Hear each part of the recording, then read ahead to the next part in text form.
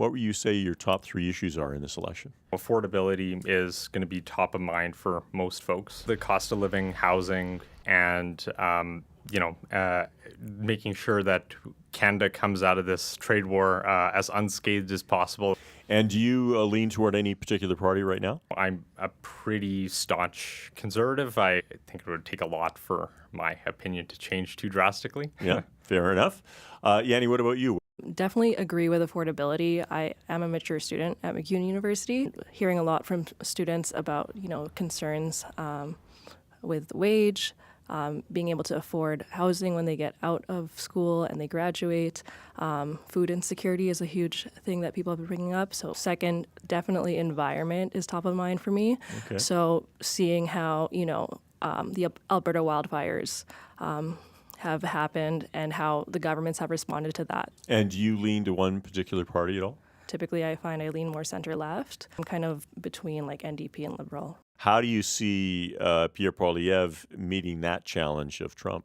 I think what's going to be important for, any leader is that they have to figure out a way to, unite Canada in the sense that whatever approach that, we as Canadians take should be as, unified as possible. I think that if we are going to be able to mount an effective response to the United States, we need to be united, and that also includes removing the trade barriers that exist within between the provinces and territories.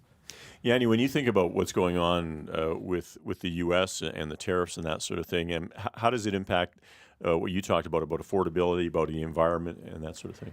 Definitely thinking about, supporting local businesses, local growers. So having a federal government that can back that, and the energy sector as well. So, protecting our energy sector here in Alberta with oil and gas, but also looking for a government that will help also diversify and have other alternatives so we can support that, but still have that solid foundation. Well, it's interesting you say that because obviously here in Alberta, the oil economy is such a big part of our economy. I mean, it's overwhelms everything else, but you're also concerned about the environment. So how do you balance the two? With Alberta, I think because especially how harsh our winters are, we do need to rely on oil and gas quite a bit.